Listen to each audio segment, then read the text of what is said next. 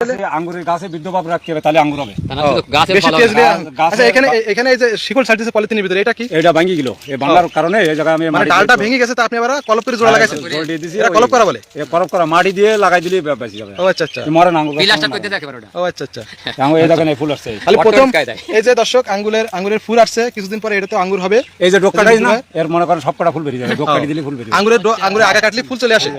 ও আর বেশি হবে তত। এই দেখেন, এই ডোকটা কাটা না, জি জি জি। এই লতা কাটি দিলি, এই যে ডোক কাটাই ফুল আসে সব। ও এই দেখেন, এই ডোকটা তাকাই দেখেন, এই ডোকটা কাটাই, হ্যাঁ দেখেন সব ফুল বেরিয়ে যাবে, ফুল চলে আসছে।